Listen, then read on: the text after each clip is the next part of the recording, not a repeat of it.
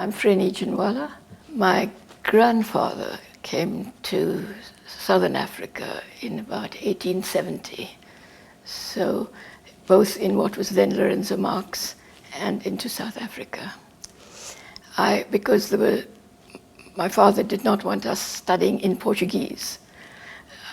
We were sent to school to what was then the Transvaal, but these schools, it didn't matter where in South Africa they were for different racial groups.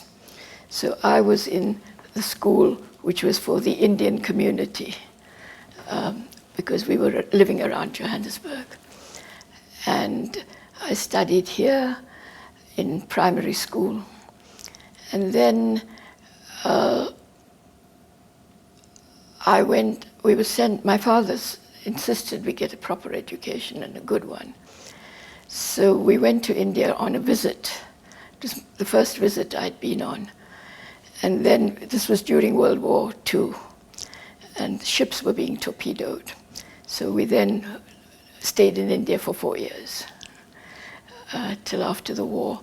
By that time, I went to England and got my matric there, did my first university programs there. Because whatever you did was governed by politics, where you lived, which schools you could go to, whether you could go to a playground on the beach. You couldn't, that was for whites only. And so political questions came up.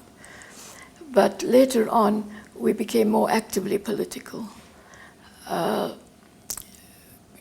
Mostly the Congress movement, and that was whether it was the Indian Congress, the African National Congress, used to have, the system was not so much individual membership as having public meetings. And every time deputations were being sent, or when the case was going to the United Nations, these things would happen at public meetings. So large members of the community, large numbers, went to these meetings.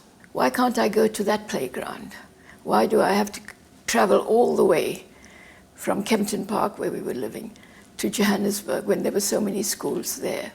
And it was explained that the laws were such that you had to stay there. And then obviously you grew more conscious as you started asking questions. Now, Africans couldn't be in the city or in the main urban centers without a permit. Now, if you had somebody working in your house or wherever, you had to give a sort of letter saying this person is working here and has permission to be out. Now, I remember being asked to write the letter. It was a copy. And I remember after that saying, look, I'm only about 12 years old. Why am I giving permission to the person who looked after me to be able to walk out? And my father would explain it to us. My mother would explain it to us.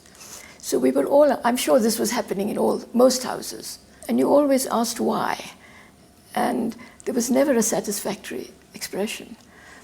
It was after I left the Johannesburg school, but when the police raided the school, the kids would come out and they'd let down the tires of the police cars.